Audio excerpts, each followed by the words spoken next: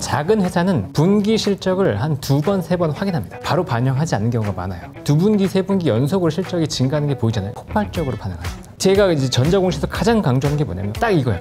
왜? 이게 왜 이렇게 변했지? 궁금증에서 출발하시라는 거예요. 전자공시를 공부해야 돼? 어렵죠. 힘들죠. 피곤하죠. 그런데 그 호기심에서 출발하면 굉장히 재밌습니다.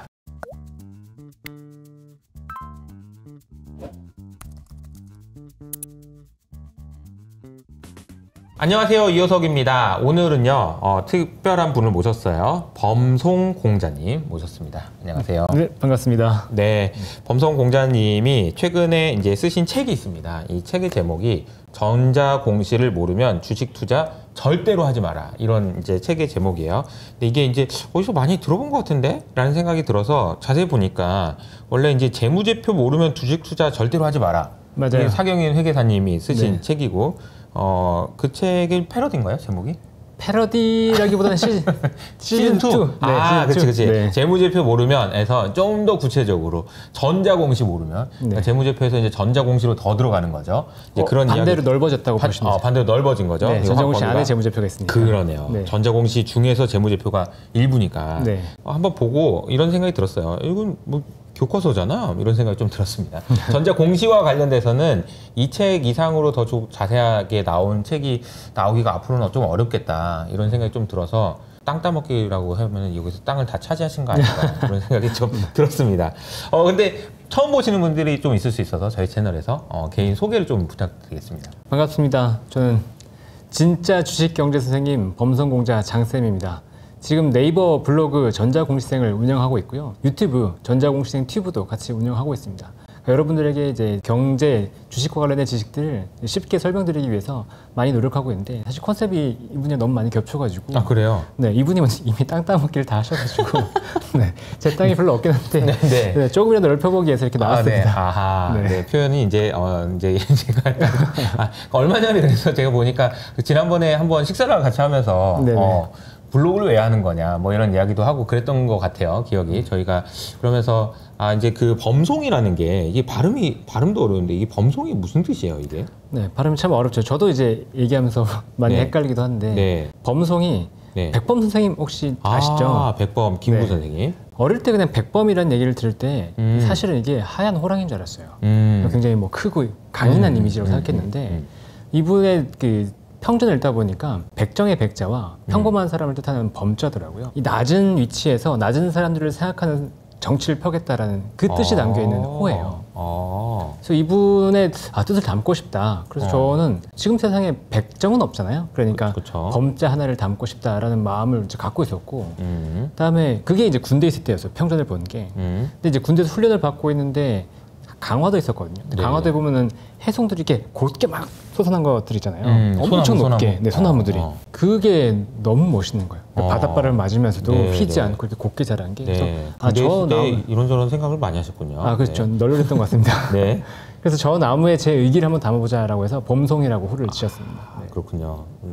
보통 이렇게 좀 나이가 있으신 분은 호를 많이 짓는데 본인 스스로 이렇게 좀 젊은에도 불구하고 그렇죠. 약간 또라이 같은 끼가 있었다고 그러니까 이런 책을 내신 거 아니겠어요? 사실 보면은 전자공시만 가지고 이렇게 책을 쓸 정도로 이렇게 집중적으로 하기가 쉽지가 않은데 이 책의 내용을 보면은 와, 공시와 관련돼서는 정말 이것만 봐도 된다, 충분하다, 이런 생각이 좀 들어서 오늘 좀 이야기를 좀 해보려고 하는데, 솔직히 이제 이 책을 어떻게 소개하고 범성공자님께 어떤 이야기를 들어볼까 생각을 좀 고민을 많이 했어요. 너무 재미가 없을 것 같아가지고 전자공시 얘기하면 누가 들을까, 이런 생각이 들어 고민을 많이 했는데, 우리가 이제 그래도 재미가 있게 하기 위해서는 구체적인 예시를 좀 이야기하면서 보면서 좀 얘기하면 이제 사람들 배우는 재미가 있고 더 재밌지 않을까, 이런 생각이 들어서 그 사업보고서를 읽는 방법을 좀 설명을 해주시면 좋겠다라는 생각이 들었는데요.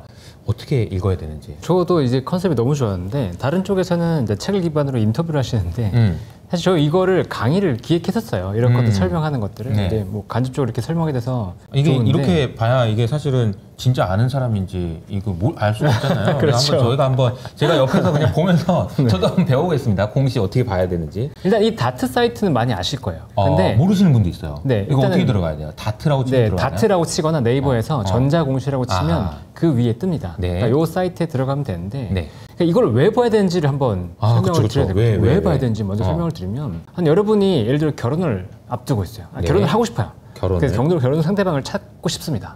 그런데 이런 거예요. 누군가가 뭐 어머니가 될 수도 있고 친구가 될 수도 있고 야, 이 상대방 너무 좋아. 진짜 대박이야. 이 사람 뭐 잘생기고 키도 크고 뭐 예쁘고 뭐 다 가졌어. 결혼해. 결혼하실 건가요? 안 하죠. 그렇죠. 그렇죠. 다른 사람의 얘기를 들었어. 아, 좋아 보여. 그런데 일단 만나봐야 될 거 아니에요. 네, 만나봐서 내가 직접 이 사람이 말하는 걸 평가해보고 이 사람의 평가 비교해봐야 될 거잖아요. 그래야지 결정을 하겠죠. 그렇죠, 그렇죠. 근데 여러분 투자할 때 어떻게 하세요? 누가 좋다고 그래요? 네, 끝나잖아요. 그렇죠. 근데 여러분의 소중한 돈인데 결혼하는 것처럼 신중하게 선택해야 될 거잖아요. 그러면 신중하게 선택하기 위해서 그 사람 직접 만나려면 어떻게 해야 되겠어요? 기업을 직접 만나는 과정, 이게 전자공시 속에 있어요. 전자공시는 기업이 우리에게 직접적으로 얘기해주는 기업들의 얘기가 담겨 있습니다. 그러니까 그 얘기를 보고 이 사람이 얘기하는 게 진짜인지 아니면 이 공시 속에서 확인이 되는지 아니면 이 공시에서 말하는 게 좀 부족하다 그러면 다른 쪽으로 더 확인해보고 점검해볼 수 있는지 이것들을 시작하는 건 결국 전자공시예요. 그런데 문제는 뭐냐? 어려워요. 전자공시 일단 사이트 이렇게 보시면 친절하지가 않습니다. 우리가 흔히 접하는 네이버나 이런 것처럼 뭐 뭘 봐야 될지 이런 거 나와 있지도 않고 일단은 친절하지가 않아요. 네네. 그러면 가장 먼저 볼 거는 이제 오늘의 공시죠. 네, 오늘의 공시에서 재밌는 공시들이 뭐가 뜨는가를 가장 우선적으로 봐야 됩니다. 근데 지금이 이제 7월 중순 말이 돼가지고 25일이네요. 네. 네. 그럼 이제 실적 시즌이 본격적으로 됐기 때문에 지금 시즌에 가장 주목할 건 실적 발표다. 아하, 그렇죠. 네. 그래서 실적 발표들이 잘 나는 것들이 있는지 일단 봐야 될 거잖아요. 여기 보시면 이제 유가증권이 있고 코스닥이 있고 코넥스가 있는데 네. 여러분이 주목할 건 이제 유가증권과 코스닥 쪽을 주목해서 보시면 됩니다. 네. 근데 여기서 뭐 예를 들어서 JB금융주가 있다 그러면 실적이 발표가 되잖아요. 이거는 오늘 실시간입니다. 네, 실시간으로. 잠정 공시가 발표가 됐죠. 그러면 여기서 매출액이 3천억대가 나왔어요. 근데 보시면 전년 동기 대비해서 30%가 증가했습니다. 영업이익은 847억 8억 나왔죠. 그러니까 전년 동기 대비해서 24%가 증가했습니다. 그러면 좋은 거잖아요. 실적이 증가했잖아요. 그렇죠. 그러면 사자라고 얘기할 수 있을까요? 일단 좋긴 한데 네. 주가에 얼마나 반영되는지를 봐야 되고. 그렇죠. 그러니까 주가를 미리 봐야 됩니다. 공시를 보시면서 공시는 안 되라고 하시는 분들 대부분이 어떻게 하냐면 이거를 이용하려고 하세요. 그래서 이거를 시그널로 생각한다는 거죠. 전자공시는 시그널이 절대 아닙니다. 전자공시는 매수 매도에 시그널을 주지 않아요. 그러니까 이거는 기업이 하는 얘기를 듣고 이게 좋은지 나쁜지는 내가 판단하는 거예요. 뭐 선을 봤어요. 그럼 이 사람이 난 진짜 좋은 사람이니까 결혼해 주세요. 안 할 거잖아요. 여러분이 판단할 거잖아요. 마찬가지예요. 여러분이 판단을 해야 되는데 그 판단의 기준이 필요합니다. 판단의 기준을 만드는 과정을 이 책에서도 설명을 쭉 드리고 있는데 가장 중요한 건 뭐냐면 시장이 어떻게 생각하고 있느냐예요. 시장의 컨센서스가 굉장히 중요한 거죠. 근데 그 시장의 컨센서스는 애널리스트들이 얘기한 실적 컨센서스도 있지만 시장에서 합의하고 있는 주가라고 하는 컨센서스도 있어요. 그러니까 이 컨센서스가 어떻게 형성되는지 일단 봐야 되는 거죠. 만약에 이 발표지는 주가가 많이 올랐다 그러면 일단은 의심하고 봐야 된다는 거죠. 주가가 정말 이거를 실적을 반영하고 있는지 안 했는지까지도 한번 보고 살펴본 다음에 판단을 해보시라라는 거고 어쨌든 제일 중요한 건 이런 실적 공시이기 때문에 실적 공시를 컨센서스와 비교하면서 한번 생각해 보시라는 걸 첫 번째로 말씀드립니다. 두 가지가 저는 인상적이었는데 전자공시는 시그널이 아니다. 이 표현이 너무 마음에 드는 게 사실 우리 텔레그램 채널이나 이런 데 보면은 뭔가 바로 지금이라도 뭔가 해야 되는. 네. 우리 PD님한테도 이제 뭐 얘기하면 지금 사야 됩니까? 막 이렇게 얘기하시거든요. 그러니까 지금이냐 이런 거잖아요. 지금 실적이 나왔어. 그럼 지금 사야 돼? 이런 거. 물론 이제 어제 얼마 전에 있었던 HD 현대일렉 같은 경우에 그런 정도의 실적이 나오면 사야겠죠. 그렇죠. 너무너무 어마어마하게 대단한 실적이 나왔으니까. 근데 그런 게 아니면 대부분의 경우에는 실적이 나왔다라는 것 가지고 무엇인가를 바로 하기에는 무리가 있다. 그렇죠. 그러니까 이거는 그냥 속에서다. 그렇죠. 판단은 각자 알아서 해야 된다라는 게 저는 인상적이었고 두 번째는 시장의 컨센서스라고 얘기하면 우리가 좀 이거 좀 어렵게 생각하고 애널리스트들이 그런 컨센서스가 얼마고 지금 여의도에서 말하는 컨센서스가 얼마야 이렇게 물어볼 수 있지만 사실은 주가도 컨센서스다. 이것도 너무 중요한 포인트인 것 같습니다. 네. 그래서 이거를 이제 다른 사이트랑 일단 비교를 해보셔야 돼요. 그러니까 이 실적만 보고는 안 되고 제가 보는 거는 스냅샷이라는 게 있습니다. 컴퍼니 가이드라고 FN 가이드에서 기업의 요약 정보를 제공해 주는 것들이 있어요. 네이버 증권보다 이게 조금 더 잘 돼 있나요? 네. 그렇군요. 네. 제가 볼 때는 네이버 금융보다는 훨씬 더 좋습니다. 보기도 편하고 실적 얘기 전에 제가 왜 좋아하냐면 저는 그 장내 매수 공시를 굉장히 좋아하거든요. 장내 매수. 네. 근데 장내 매수 공시를 시계열로 파악하는 건 사실 쉽지 않잖아요. 근데 여기 보면 여기 빨간색 보이시죠? 내부자 거래인가 보네요. 네, 이게 언제 어디서 사줬는지를 보여줘요. 그렇구나. 네, 시계열로. 네. 그래서 이런 것들을 파악하기 좋다. 근데 저는 이제 공시를 볼 때 얘기 드리는 게 뭐냐면 여러분은 CT를 찍어야 됩니다. 단면 이렇게 찍은 다음에 이거를 종합해서 입체로 만들잖아요. 그 과정을 계속 거쳐야 돼요. 우리는 매일매일 단면을 보지만 결국은 이걸 이어서 우리가 이게 진짜로 문제가 있는지 아니면 좋은 건지를 확인해야 되거든요. 그 과정들은 결국 시계열을 여러분이 확인하는 과정 속에서 드러나요. 근데 단면을 보면 사실 재미가 없죠. 그 단면에서 재미없어서 공시를 놓치는데 시계열 분석할 때 굉장히 재밌는 것들이 나온다. 그리고 이 시계열을 봤을 때 밑에 보면 이제 실적이 나와요. 여기 실적. 이 실적 정리가 굉장히 잘 돼 있잖아요. 근데 보면 이제 2라고 적힌 게 이제 시장의 컨센서스가 있는 애널리스트들이 커버하는 종목입니다.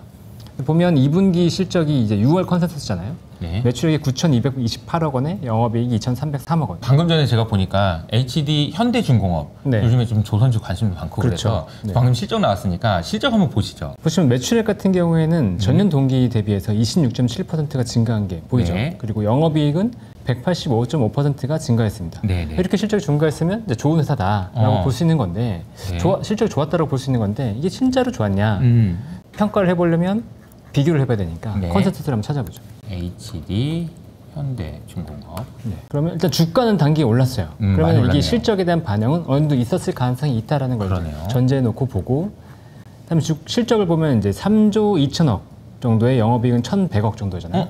1,100억? 네, 1,100억. 근데 아까 다시 보시면 1,900억. 거의 뭐 한 80% 정도가 더 잘 나온 거죠. 아, 1,100억을 예상했는데 1,900억? 그렇죠. 그러니까 시장 예상보다도 훨씬 더 잘 나온 거기 때문에 그러네요. 이거는 컨센서스를 상회한 것이고 그렇다고 하면 주가가 반영할 가능성이 있겠구나. 제가 오늘 봤는데 마이너스였다가 플러스로 바뀌더라고요. 네네. 순간적으로 이거 딱 나오자마자 주가가 움직이더라고요. 아, 그렇죠. 그러니까 그럴 가능성이 있다라는 거고 또 하나 이제 여기서 보면서 가시적으로 보이는 실적만 보고 판단하면 어려운 게 뭐냐면 네. 또 다른 게 판단할 게 있어요. 일단은 컨센서스의 상단을 좀 보셔야 돼요. 가장 최근에 컨센서스가 높아졌다 그러면 사실 이 컨센서스가 정말 시장이 생각하는 이미 생각했던 걸 수도 있다. 그러니까 컨센서스가 상단이 어떤 거였는지 또 한번 확인해 보셔야 되고 네. 이 실적에서 일회성이 있는지 없는지도 봐야 돼요. 아, 그렇죠, 그렇죠. 네. 그거는 이제 또 발라서 봐야 되고 기업이 직접 얘기하는 걸 들어봐야 되기 때문에 아까도 얘기드렸지만 이 실적을 가지고 너무 급하게 덤비지 마시라라고 얘기하는 거죠. 그러니까 제가 그저께인가요? HD 현대 일렉트릭 실적이 발표가 됐었잖아요. 네네. 그걸 보면서 주변에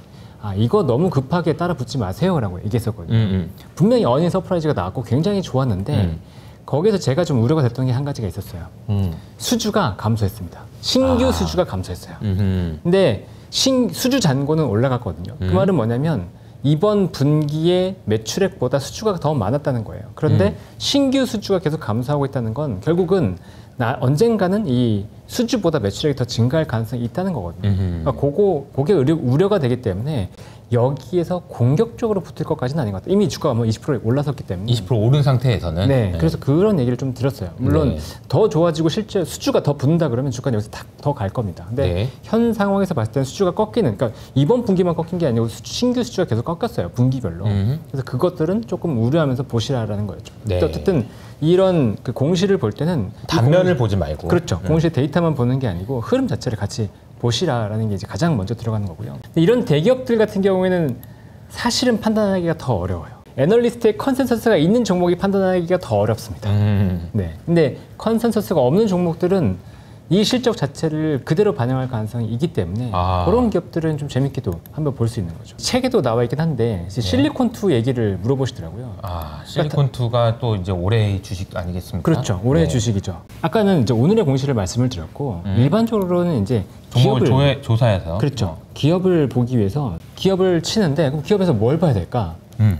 일단은 최근에 어떤 공시가 있었는지 대충 한번 살펴보는 거예요. 탑업인 주식을 뭔가 인수하려고 하네? 근데 뭘 인수하려고 할까? 250억을 들여서 미국에 있는 유통회사를 하나 인수하려고 하네? 그러니까 미국 사업을 뭔가 확대하려고 하나 보다. 그러네요. 근데 이게 보니까 자회사네? 자회사 쪽에 뭐 또 사업을 좀 더 확장하나 보다. 뭐 사업은 좀 더 확장되나 보네? 뭐 이런 느낌을 가져갈 수 있죠. 근데 이거는 지금 상황에서 우리가 이제 실리콘2라는 기업을 안다는 가정에서 들어간 거잖아요. 그쵸. 그러면 이걸 처음 발굴은 어떻게 해요? 라고 할 때 제가 처음에 이걸 발굴한 시점이 있었어요. 아마 2023년 1분기 정도 될 겁니다. 네. 1분기에 이제 분기 보고서가 나온다 그러면 2023년 1분기 네, 작년이죠. 1분기. 그렇죠. 작년 1분기. 그러니까 매 분기에 이제 실적 발표가 되면 실적들을 다 살펴본다고 말씀을 드렸잖아요. 네. 그러면 이때 실적을 한번 보는 거죠. 보면 2023년 1분기에 연결 재무제표에 들어가서 봤을 때 일단 손익계산서의 변동을 먼저 봅니다. 그러니까 가장 중요한 건 이 회사가 성장하냐기 때문에 그렇죠. 그러니까 이 회사가 안정적인 회사냐 이게 첫 번째지만 일단은 저는 확인한 것 자체가 실적이었기 때문에 실적이 얼마나 좋으냐를 보여드리려고 하는 거예요. 1분기에 매출액이 580억 원에 영업이익이 74억 원이 찍혔잖아요. 근데 이거를 보세요. 작년 1분기랑 비교했을 때 그 전년도 1분기. 네, 전년도 1분기 22년 1분기죠. 매출액이 353억 원에 영업이익이 23억 원을 기록했습니다. 영업이익이 3배가 넘게 올른 거예요. 갑자기. 그렇죠. 제가 이제 전자공시에서 가장 강조하는 게 뭐냐면 왜? 이거예요. 아, 왜? 네. 딱 이거예요. 왜? 이게 왜 이렇게 변했지? 라는 궁금증에서 출발하시라는 거예요. 전자공시를 공부해야 돼? 어렵죠. 힘들죠. 피곤하죠. 그런데 이 숫자가 바뀌었잖아요. 궁금하잖아요. 그 호기심에서 출발하면 굉장히 재밌습니다. 왜 우리가 바뀌었는지. 이제 소개팅에 나가서도 여성분이 어떤 성격을 가지고 있대. 왜 그런 성격을 갖게 됐어요? 라는 질문 하나 가지고도 정말 많은 걸 알아낼 수 그렇죠. 있어요. 네. 아, 그러게 내가 왜 그런 생각을 가졌지? 그럼 옛날 생각을 떠올리게 되고 제가 옛날에 이런 일이 있었어요. 그러면서 그 사람을 잘 알게 되거든요. 그렇죠. 근데 그것도 결국에는 중요한 거는 왜라는 질문이었던 것 같고 그렇죠. 회사를 보는 것도 똑같네요. 맞습니다. 네. 그러니까 결국은 호기심이 있어야 돼요. 근데 선을 보러 갔는데 아무리 예쁘고 해도 내 마음에 안 들면 끝이잖아요. 그렇죠. 내 마음에 딱 들면 그 다음부터는 알고 싶어지거든요. 맞아요. 상대방에 대해서. 그걸 시작하시라는 거예요. 질문을 안 한다. 그럼 관심이 없다는 얘기고. 그렇죠. 마음에 안 들었구나. 그러면서 돌아오시면 됩니다. 네. 아무튼 그렇고요. 네. 여기서 관심을 딱 갖게 되는 포인트가 생기는 거예요. 근데 이건 작은 회사잖아요. 그렇죠. 작은 회사는 분기 실적을 한 2번, 3번 확인합니다. 바로 반영하지 않는 경우가 많아요. 주가에. 네, 주가에. 모르니까. 모르니까. 사람들이. 네. 일단은 반영, 이렇게 일회성일 수도 있고 아니면 이 회사에 관심이 없을 수도 있고 근데 반대로 2분기, 3분기 연속으로 실적이 증가하는 게 보이잖아요. 그러면 폭발적으로 반응합니다. 그러네요. 근데 반대로 생각하면 여러분이 투자할 때 굉장히 좋은 기회를 가질 수 있어요. 그러네요. 공부를 할 수 있는 충분한 시간이 있다는 거죠. 보면 길거리에 가다가 뭐 다이아몬드가 떨어져 있는 거죠. 근데 네. 사람들이 다 지나가면서도 다이아몬드 아니겠지 설마 그러면서 안 보고 있었는데 알고 보니까 내가 주워가지고 이거 보니까 다이아몬드 이런 느낌인 거죠. 그럼요. 네. 얼마나 좋아요. 그래서 공시에는 기회가 있다. 충분하게. 보고서에는 기회가 없어요. 왜? 남들이 아는 얘기를 하는 거니까. 그렇죠. 근데 공시에는 기회가 있다. 그러면 이렇게 실적이 좋아졌잖아요. 그러면 뭘 봐야 되지? 그러면 사업의 내용을 보세요. 여기에 나와 있어요. 사업의 내용.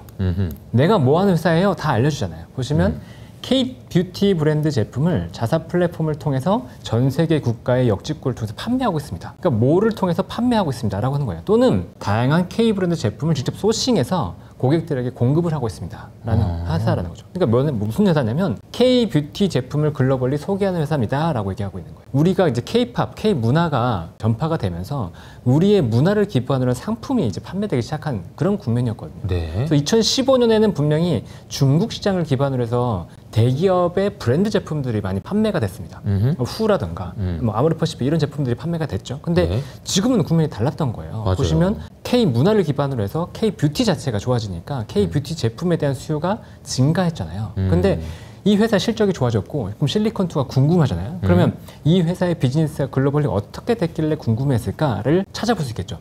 그러면 제가 얘기했던 이 포인트를 아마 찾을 수 있을 거예요. 뉴스나 이런 걸 통해서 야, K-뷰티가 진짜 좋네. K-뷰티가 뭔가 변하고 있네. 라고 하는 거죠. 그걸 기반으로 해서 이 회사가 진짜 좋은가를 더 공부해 볼 수 있는 힌트를 갖고 오는 거죠. 그러니까 전자공시는 아까 시그널이 아니라고 말씀드렸잖아요. 맞아요. 힌트예요, 힌트. 여러분들한테 힌트를 주고 내가 이 힌트를 가지고 궁금하니까 더 찾아보고 이게 진짜 투자 기회가 될지 안 될지를 확인할 수 있는 굉장히 좋은 기회다라는 거죠. 그럼 지금 방금 1분기 실적 봤잖아요.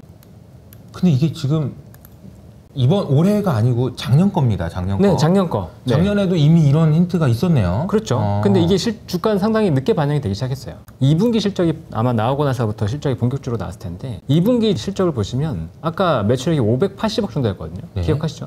영업이익은 74억이었습니다. 근데 2분기에 782억에 영업이익 103억을 기록해요. 2022년을 보면 370억에 영업이익이 225억 정도입니다. 22년 1분기와 2분기는 매출액과 영업이익이 거의 차이가 없어요. 그런데 2023년에 들어와서 1분기에도 뛰었고 2분기에는 1분기보다 또 뛰었어요. 보이잖아요. 이때 발견해서 만약에 투자했다 그러면 올해 1분기, 24년 1분기는 더 뛰었거든요. 보실까요? 지금 이제 780억에 103억을 기록해주세요. 104억. 올해 1분기에 얼마만큼 변했냐? 1499억, 1500억. 네. 네. 지금 3분기 만에 매출액이 2배 됐어요. 영업이익이 294억, 아까 100억이었잖아요. 3분기 만에 영업이익이 3배가 됐어요. 그럼 이 트렌드를 볼 수가 있었냐? 네. 공시를 통해서 힌트를 보고 여러분이 조금만 찾아봤다 그러면 이런 가능성을 보고 조금 더 갖고 갈 만했겠네라고 판단할 수 있다는 거죠. 이게 이제 좀 사업 보고서 중에서도 가장 중요한 이제 실적이 이제 서프라이즈가 나기 시작하는 것을 찾아내는 것을 통해서 어떻게 종목을 발굴하느냐. 그렇죠. 이게 이제 방금 말씀하셨던 것이 종목 발굴의 그 전형적인 방법이거든요. 이게 참 자주 나오는 건 아니잖아요. 그죠? 자주 나오지는 않습니다. 근데 자주 나오지 않지만 적어도 분기에 최소한 한 3-4개는 나와요. 그렇지. 그렇죠. 그럼 종목이 몇 천 개인데. 네. 그 중에 한두 개 정도 이렇게 눈에 띄는 애들이 나오겠죠. 그렇죠. 당연히. 근데 이 실적 나오는 건 좀 늦잖아. 나중에 뭐 확인하는 거, 이거 어떻게 확인해? 라고 생각할 수 있다 그러면 다른 공시들을 확인해서 실적이 좋아질 수 있을 가능성을 미리 점검해 볼 수도 있습니다. 대표적으로 이 실적을 만드는 게 뭘까를 또 고민해 보면 돼요. 실적을 만든다는 건 결국은 내 사업이 좋아야 되는 거잖아요. 그러면 그쵸. 비즈니스의 상황에 따라서 많이 달라요. 그러니까 가장 먼저는 이 회사의 비즈니스를 파악하는 게 가장 먼저인데 우리가 파악할 수 있는 것 중에 뭐 크게 2가지를 보신다고 한다면 제조업이라 그러면 시설 투자가 굉장히 중요할 겁니다. 네, 그러니까 제조업이면 이 시설 투자를 하느냐, 만약에 이게 플랫폼 같은 회사다라고 한다 그러면 M&A 같은 것들을 하느냐, 뭐 그런 것들이 미래 실적을 내다볼 수 있는 공시가 되겠죠. 수주 산업 있잖아요. 수주 산업은 미리 수주가 나오느냐, 이런 것들을 또 점검해 볼 수 있겠죠. 대기업들은 수주 산업이 재미가 없어요. 왜냐면 미리 수주 어떻게 하는지 다 알려주고 우리가 뭐 가이던스까지 다 제시하고, 그러니까 수주가 그 가이던스를 상회하는 그런 것들이 나와야 되는데 쉽지 않죠. 근데 진짜 재밌는 케이스가 있었어요. 저는 이 케이스가 너무 인상 깊어서 뭐 계속 얘기 드리는데, 재룡전기요? 네, 재룡전기. 이 공시 중에서 단일 판매 공급 계약이 굉장히 재밌었어요. 제가 10년을 설정해서 한번 볼게요. 2015년부터 10년 재무제표잖아요. 네. 자, 15년부터 2021년까지 수주가 몇 개인가요? 10년 과거. 없었네.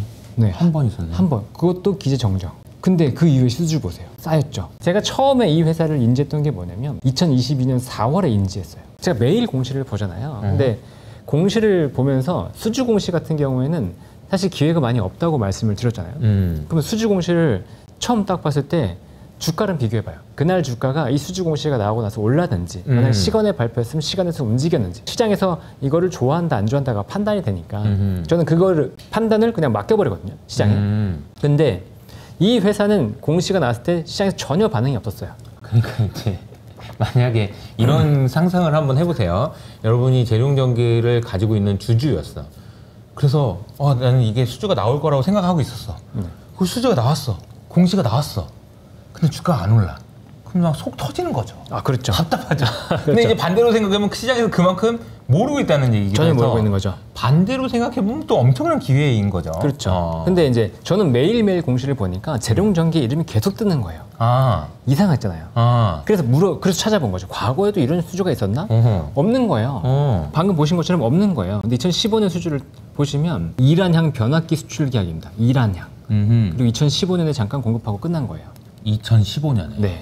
그리고 나서 수주가 없었죠. 근데 보시면 2021년 12월부터 무슨 공시가 나오냐? 미국. 그렇죠. 갑자기 미국이 들어요. 2021년부터? 네, 2021년 12월부터 76억 정도 수주가 나옵니다. 아메리칸 일렉트릭 파워라고 나오죠. 그 다음 2022년 1월에 또 수주가 나와요. 보면 여기도 미국 또 73억이 나옵니다. 참고로 그 당시에 재룡전기가 매출액이 얼마가 나왔냐? 2021년부터 공시가 나왔잖아요. 그러면 연간 실적을 보는 거예요. 이 수주가 얼마만큼의 영향력이 있느냐? 얼마죠? 매출액이? 488억. 이렇게 매출액이 작은 회사인데 방금 본 2개 공시만 70억이 넘었어요. 없던 수주가 갑자기 나왔는데 70억이 넘었습니다. 그러면 10% 이상이 되는 거죠. 그렇죠. 근데 2022년 3월 60억짜리가 또 나옵니다. 미국향. 또 미국향이에요. 이미 이때부터, 그죠? 그렇죠. 보인 거죠. 그 다음에 2년, 3년 전부터입니다. 네, 2022년 3월에 83억 규모의 수주가 또 보이죠. 그 다음에 4월 보시면 이것도 미국이죠. 이번엔 217억입니다. 이미 지난해 매출액을 넘어섰어요. 근데 공급 기간 보세요. 2022년부터 2023년 3월까지잖아요. 그러면 지금 쌓인 것만 하더라도 이미 매출 2배예요. 보이는 거죠. 이상한 게. 주가는 근데 언제부터 올랐어요? 주가는 2022년 한 말부터 움직이기 시작했어요. 네. 최소 이것을 확인했던 일찍 확인하셨던 분은 1년은 기다렸어요. 그렇죠. 기다리는 거죠. 재미는 없죠. 대신에. 재미는 없는 대신에 이게 주가가 움직일 때 굉장히 내가 안정적으로 편하게 갈 수 있는 거죠. 분기별로 실적이 언제 움직이기 시작했냐를 보면 2023년 이제 초부터 본격적으로 이제 실적이 나오기 시작하는 거죠. 네. 2022년 말부터 사실 12월부터 본격적으로 매출과 이익이 나오기 시작합니다. 영업이익률 10% 정도가 맥스, 10%가 조금 넘는 수준, 뭐 15% 이 정도 되는 회사인데 이제 영업이익률이 2022년으로 가면 20% 가까이, 2023년으로 가면 뭐 30~40%가 나와요. 바뀌어버리는 거예요. 제조업 비즈니스가 갑자기 바뀌어버리는데 수출 중심으로 가버리니까 이 회사의 비즈니스가 바뀐다라는 거죠. 그럼 이게 공시를 통해서 미국 수주가 정말 쏟아지고 있구나, 뭔가 변화가 있구나. 그럼 이 회사의 원래 비즈니스는 뭐지? 라고 다시 한번 찾아봐야 돼요. 이걸 이제 정기 공시로 찾아보는 거죠. 이게 아까 정기 공시. 네, 방금 찾아본 건 단일 판매 공급 계약 체결이 제가 신기해서 찾아본 거고. 네. 그럼 이제 전기 공시라고 하는 건 사업 보고서를 얘기하는 건데 그 당시 보고서를 한번 찾아볼게요. 2021년 걸 봐야 돼요. 왜냐하면 2021년 12월 그때 첫 수주가 나왔기 때문에 네. 이 사업이 본격화가 되기 전을 봐야 됩니다. 이거는 변압기 사업. 변압기 온리예요. 변압기. 중전기에서 변압기 온리고 미국 쪽 수출이 나왔잖아요. 그러면 이 회사가 원래 어떤 사업을 하던 회사인지를 보는 거죠. 수출이 많았냐? 내수가 많았냐? 수출 비중이 120억, 20%밖에 안 되는 네, 회사는 거죠. 그러면 그 당시에. 그렇죠. 그 당시에 25%밖에 안 되는 비중이었는데 이 내수 비즈니스를 보세요. 400억, 300억, 300억, 한 400억 안팎으로 그냥 꾸준한 회사예요. 쪼그라드네요, 오히려. 네. 근데 여기 보면 살짝 증가도 했으니까 사실 이 비즈니스는 큰 변화는 없다. 내수는? 네, 내수는. 요 내수를 깔고 가는 상태에서 글로벌 수주가 붙는데 글로벌 수주 규모가 어마어마하잖아요. 그러면 이 회사가 변화가 있겠구나라는 거죠. 그럼 이 회사를 스터디해보는 거죠. 왜 변하지? 라고 봤을 때 바이든 대통령이 IRA 정책을 펼쳤다는 거죠. 네네. 근데 IRA의 핵심은 신재생 에너지 지원이잖아요. 네. 근데 신재생 에너지의 핵심은 태양광과 풍력인데 태양광과 풍력의 특징은 분산 발전입니다. 그러니까 이 사이트가 곳곳에, 왜냐하면 내가 원하는 곳에 지을 수가 없어요. 광이 많거나 태양광이 많거나 일조량이 많거나 아니면 바람이 많이 부는 곳에 설치를 해야 되잖아요. 맞아요. 그러면 그 장소가 내가 원하는 곳보다 많이 떨어져 있겠죠. 그 사이트에 들어가는 발전소의 규모가 크지가 않아요. 네, 원자력이나 화력처럼 대규모로 한 번에 딱 지어가지고 변압기 연결해가지고 갈 수 있는 게 아니라는 거죠. 그러면 전선과 변압기의 수요는 당연히 늘어납니다. 그러니까 변압기가 쇼티지가 났죠. 그러니까 우리나라의 작은 기업까지 수주가 나온 거예요. 그러면 그 상황은 이어질 거냐고 봤을 때 갈 수 있는 상황이네 라고 보였던 거죠. 저 같은 경우는 여기서 이제 확장을 못 했는데 만약에 확장한다 그러면 변압기? 우리나라 변압기 대표적인 업체가 누가 있지? HD 현대일렉트릭과 효성중공업이 있네. 그럼 이제 재료전기에서 HD 현대일렉트릭과 효성중공업으로 사업을 이제 확장해서 봐야 되는데. 그러니까 이런 아이디어를 얘만 혼자 그런 건다. 그렇죠. 이런 비슷한 거 하고 있는 애도 있을 텐데. 그렇죠. 이런 거죠. 네. 그러니까 이런 주변 업체까지도 진짜로 변한다 그러면 이건 다른 거잖아요. 사업 자체가 달라지는 거니까 그건 봐야 되겠네라는 거죠. 그러네요. 그럼 일단은 HD 현대일렉트릭을 먼저 찾아보겠습니다. 저 같은 경우 사실 못했어요. 이게 아쉬웠는데 여러분들은 이런 실수를 하지 마시라고 이제 얘기 드리는 거예요. HD 현대일렉트릭은 왜 단일 판매 공급 계약을 안 적냐면 이 회사 매출이 크니까 공급 계약으로는 잘 안 나왔어요. 그런데 이제 잘 보세요. 2022년 이제 1분기입니다. 2022년입니다. 2022년 1분기. 수주 잔고를 잘 기억해 주세요. 여기도 이제 전기전자 부분이잖아요. 수주 잔고가 2조 5천억. 2022년 1분기입니다. 그리고 2022년 2분기 2조 9,607. 2조 9천억. 거의 3조 원 가까이 됩니다. 2.5조에서 2.9조로. 그렇죠. 그리고 2022년 3분기. 자, 드디어 3조 6천억이 됩니다. 보이죠? 3조 6천억. 네, 보이죠? 그다음에 2022년 말에 3조 5천억. 여기 살짝 감소했어요. 연말이니까. 그래서 지금 얼마냐? 2024년 1분기 지금 현황을 보면 6조 5천억. 2022년 1분기에 2.5조였어요. 수주 잔고라고 하는 거는 할 일이 이렇게 쌓여 있다는 얘기인데 그렇죠. 이게 지금 6.5조로 늘어났다라는 겁니다. 회사의 규모 자체가 굉장히 커졌다라는 거고. 그렇죠. 수주 산업 같은 경우에는 수주를 받으면은 결국 매출로 이어지는 거니까. 그렇죠. 근데 아까 얘기 드렸듯이 재룡 전기가 좋았는데 재룡 전기가 제일 먼저 보였어요. 재룡 전기를 통해서 현대일렉트릭도 좋아지는 걸 확인할 수 있는 거죠. 네, 수주가 진짜로 좋아지는 거예요. 그러면 이 수주가 어떻게 되겠어요? 어디 멀리 안 도망갈 거 아니에요. 실적으로 결국은 돌아온단 말이죠. 그러네요. 그 실적으로 보이는 시점에 주가는 다 움직이기 시작했습니다. 네, 그래서 2022년 말부터 지금 2024년 1분기, 2분기까지 주가는 이렇게 달려온 거죠. 재룡 전기를 제가 처음 봤을 때 주가가 5,000원대였어요. 지금 얼마요? 10만 원까지 갔다가 좀 조정받았죠. 5,000원에서 10만 원까지. 네, 20배 올랐죠. 20배 올랐네요. 네. 근데 이제 이걸 보면은 지금도 어딘가 있을 텐데 이런 거 그죠? 있죠. 네, 얼마든지 계속 나올 수 있습니다. 우리는 그걸 찾아야 되고 그걸 연구해야 되는 거죠. 그러니까 이제 오늘 설명해 주셨던 실리콘투나 아니면은 재룡전기 같은 회사가 그러니까 실리콘투는 소비재 업종이고 요거는 이제 산업재라고 본다면 그냥 다른 업종인데 그럼에도 불구하고 나온다는 거예요. 뭔가가. 그렇죠. 어디서나 나와요. 어딘가. 새롭게 나옵니다. 그러니까 저는 이제 주로 탑다운 매크로적인 측면에서 이야기를 하다 보면 이것도 이제 만나야 되는 거잖아요. 그럼요. 아니 얘가 왜 이런 거지? 알고 보니까 미국에서 이런 일이 있었대. 그러니까 사실 제가 어떻게 보면은 제가 막 요즘에 뭐 미국에서 뭐 어떻게 되고 있어요, 뭐가 어때, 이게 또 우리나라에는 많은 기업들의 영향을 주고 있는 것이 작은 기업들 단에서도 벌써부터 나오는 게 있을 것 같다라는 생각이 듭니다. 그렇죠. 네. 이제 또 피터 린치 많이 좋아하시잖아요. 네네. 피터 린치가 주변의 아이디어를 여러분 활용해서 투자에 적용해라 이런 얘기 많이 하잖아요. 근데 피터 린치 책 보고 실패하신 분들 너무 많아요. 피터 린치의 책을 보고 아이디어를 얻는데 그 아이디어가 실제로 이 회사의 기업의 실적이 연결된지를 보지 않아요. 거기까지는 안 하는구나. 그렇죠. 그렇게 안 하는 분들이 많아요. 그냥 이 아이디어가 연결되니까 좋다. 대표적으로 이런 거예요. 예를 들어서 삼성전자의 로봇 청소기가 대박이 났어요. 너무 잘 팔려. 집집마다 너무 다 사. 네네. 그래서 삼성전자 사야 돼. 맞을까요? 고민 안 해요. 안 하면 큰일 나는 거죠. 그렇죠. 삼성전자의 로봇 청소기가 진짜 국내에서 많이 팔린다고 해봤자 몇 천억일 겁니다. 근데 삼성전자 연간 매출액이 몇백 조잖아요. 근데 이거 잘 팔린다고 해서 영업이익이 얼마만큼 기여가 되겠죠? 그쵸. 주가의 눈곱만큼 기여밖에 안 되겠죠. 그러니까 그런 것들을 확인하지 않은 상태에서 그냥 좋대까지만 하고 그냥 가시는 경우가 많아요. 그거는 절대 안 됩니다. 그러니까 일단 러프하게라도 삼성전자 근데 매출이 어느 정도 되는지 알아? 근데 로봇 청소기 그게 얼마나 되는데? 라는 생각만 해도 그렇죠. 그 생각만 해도 이게 멈출 수가 있는데 그렇죠. 거기까지도 대부분 안 가는 거죠. 안 가죠. 생각하다가 삼성 로봇 오케이 이렇게 돼버리니까 문제가 된다. 그럼 뭘 확인해야 되냐? 일단 궁금하면 공시. 공시에서 사업 보고서 일단 들어가 보는 거예요. 습관처럼. 그리고 사업 내용을 보면서 이 회사가 매출은 어떻게 되지? 구성은 어떻게 되지? 그걸 보면서 그럼 신규 사업이 어떻게 더해지지? 이걸 계산해 보는 거죠. 그러면 공짜잖아요, 이거 다. 공짜죠. 당연히 공짜죠. 당연 공짜로 다 할 수 있는 겁니다. 그러니까 이제 뭐 어디 숨겨놓는 거 아니에요. 그러니까 우리가 안 찾았을 뿐이지 그렇죠. 숨겨놓은 거 없어요. 다 찾을 수 있습니다. 우리가 이제 보면은 그 사업 보고서에서 이제 실적을 확인해 봤고 그리고 이제 수주를 통해서 이 회사가 앞으로 실적이 어떻게 될 수 있는지를 확인해 봤다면 이제는 반대로 이건 주가의 바닥인가? 라는 걸 확인할 수 있는 것도 또 있다면서요? 그렇죠. 여러 가지가 있죠.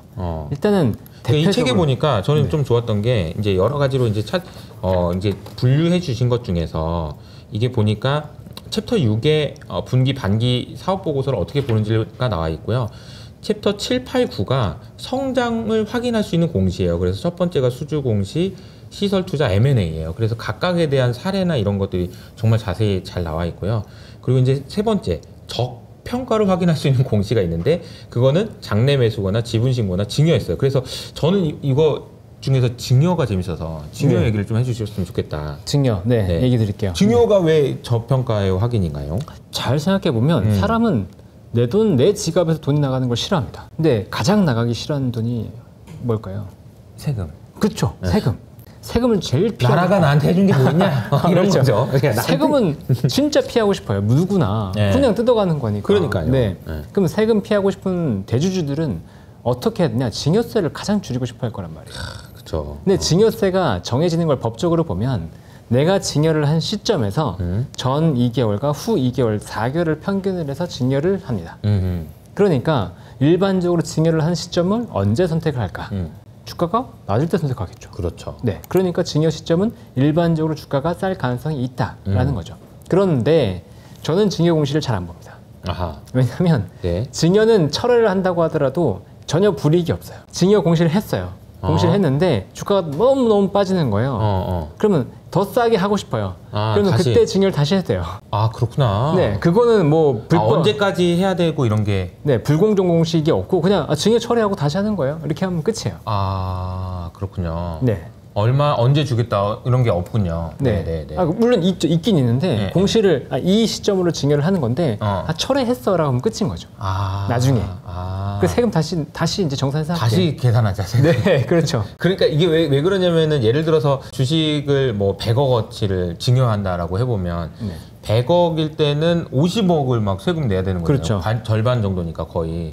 근데 만약에 주가가 한 20% 빠졌어. 그래서 이제 뭐 80억이 됐어. 그럼 40억이면 10억 아니 땡큐죠. 그렇죠. 그렇게 되는 거죠. 이게 생돈이란 좀 현금이 나가야 되니까. 그렇죠. 네. 근데 반대로 그럼 상속은 왜 안 보시냐라고 하면 저는 상속은 안 봐요. 보지 왜요? 마세요. 왜요? 왜냐면 상속은 그분이 시점을 정한 게 아니잖아요. 그러네요. 네, 상속은 그냥 어쩌다 보니까 갑자기 돌아가신 건데 언제 돌아가실지 모르는 거니까. 그렇죠. 근데 주가가 오르고 빠지고 그런 거 아무 상관없죠. 그렇죠. 근데 승계 구조를 제대로 구축하지 못한 상태에서 돌아가시면 회사 망합니다. 회사가 진짜 심각하게 무너져요. 뭐 현대그룹 보셨잖아요. 그렇죠. 현대그룹 그게 막 깨져 버렸잖아요. 맞아요. 네, 최근에 한미약품 보셨잖아요. 경영권 분쟁이 일어나면서 회사가 무너집니다. 그런 케이스들이 많기 때문에 오히려 상속은 크게 보지 마세요. 증여 같은 경우는 회사가 플랜을 갖고서 장기적으로 세금을 절감하기 위한 이제 정책들을 펴는 거죠. 근데 조금 아쉬운 건 뭐냐면 증여를 하기 위해서 이제 세금을 줄여야 되니까 회사가 좋더라도 IR도 안 하고 그러니까 회사에 적극적으로 우리 회사 어때요? 라고 얘기도 안 하고 좋은 게 있어도 조금씩 이제 실적도 조금 줄여놓고 그런 경우가 많아요. 주가를 눌러놓는 거죠. 그래서 반대로 증여가 완전히 끝나고 나면 주가가 튀는 경우들이 있는 거죠. 승계 작업이 끝나면. 그래서 증여를 끝났을 때 보시라고 얘기를 드리는 겁니다. 은행이 첫 직장이었는데 은행에 첫 들어갔더니 저한테 어떤 그 차장님이 하셨던 말이 갑자기 생각나네요.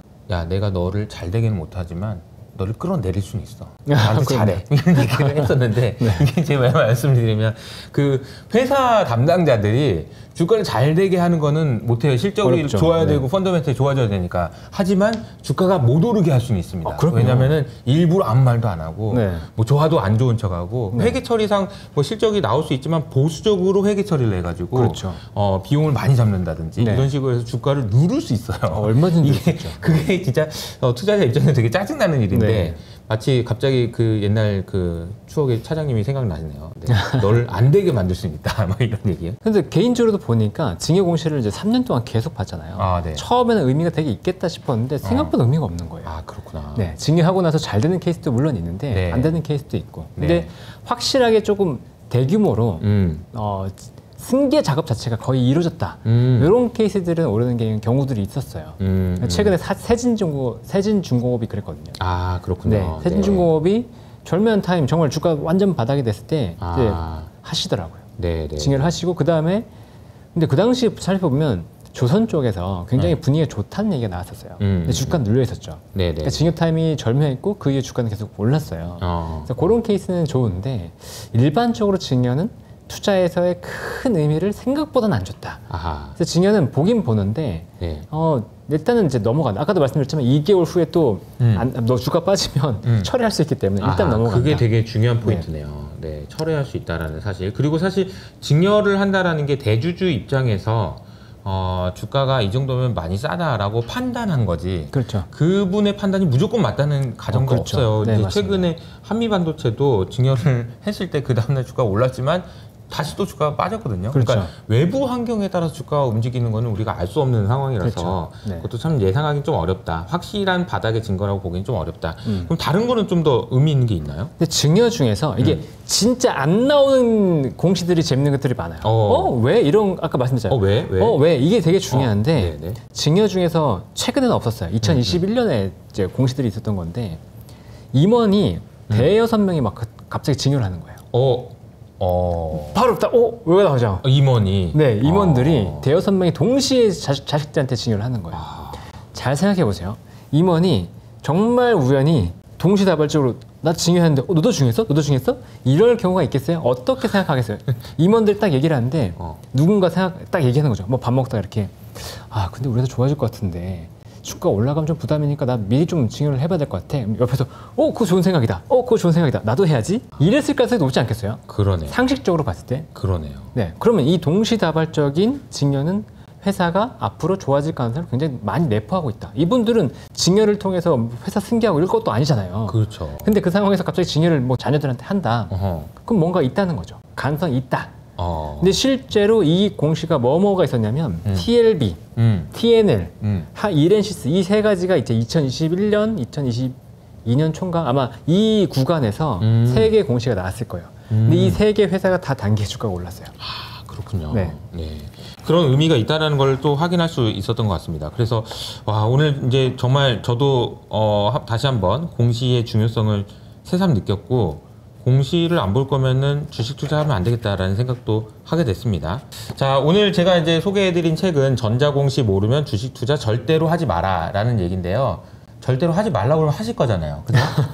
하지 말라고 하면 더 하고 싶잖아요. 네. 근데 주식도 하고 싶으면 반대로 얘기하면 전자공시 말란 얘기예요. 그래서 전자공시를 공부하시고 싶으신 분은 이 책을 보시면 좋은데 이참에 저도 한번 열심히 다시 한번 공부를 해봐야 되겠다라는 다짐을 하게 되는 것 같습니다. 자, 오늘 이호석 아카데미 채널에 처음 나와주셨는데 네. 좀 어떠셨나요? 재밌었습니다. 너무 네. 편하게 대해주셔가지고 저 생각보다 굉장히 편하게 얘기 드렸던 것 같아요. 네. 그리고 마지막으로 제 이 책에 관해서 얘기 드리고 싶은 게 있는데 네. 요 책 안 사셔도 좋은데 205페이지부터 211페이지까지 내용은 서점이나 이런 데서 보시면 한번 살펴보세요. 요게 시장의 전반적인 이제 키워드, 시장이 왜 이렇게 움직이는 건지에 대한 키워드가 좀 들어가 있거든요. 요 내용은 꼭 파악하면서 가시면 좋겠고. 그 내용이 뭐죠?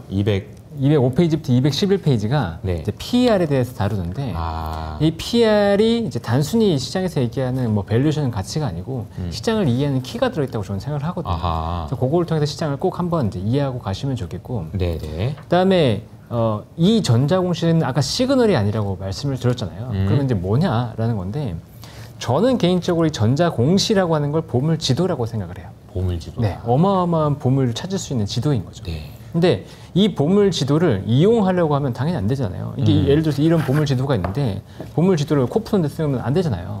이용하지 말고 이걸 활용해서 이거를 보물을 찾아가시라는 거죠. 아, 이걸로 보물 찾아라. 네. 근데 보물을 찾아가려면 일단 지도를 읽을 수 있으셔야 되죠. 독도법을 알아야 되니까. 거기에 들어 있습니다. 그리고 지도를 읽을 수 있는데 이 지도가 대체 어디 있는지를 모르겠어. 그러면 안 되잖아요. 네, 미국의 어느 쫙 구석에 있는데 지도를 찾아야 되는데 그 위치가 대략은 어디에 있는지 알아야 되니까 제가 여기 알려드린 거예요. 전자공시에 어떤 걸 보면 된다.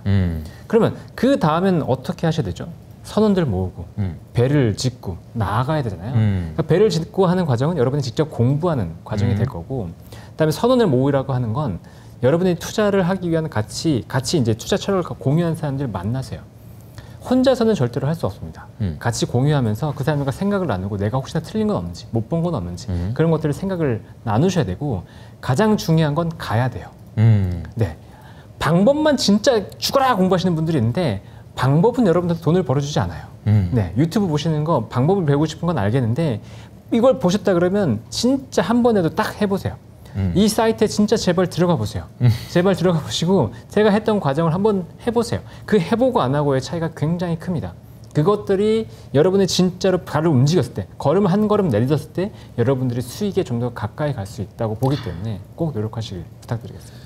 알겠습니다. 오늘도 다시 한번 최근에 이제 어제 오늘이죠. 이제 시장이 좀 조정을 많이 받고 그래서 좀 우울하기도 하고 그랬는데 다시 한번 주식 투자를 공부를 제대로 해봐야 되겠다는 생각이 들어서 나중에 기회가 되면 저희 채널에 계신 분들을 대상으로 한번 강의도 좀 부탁드리도록 네, 하겠습니다. 좋습니다. 네.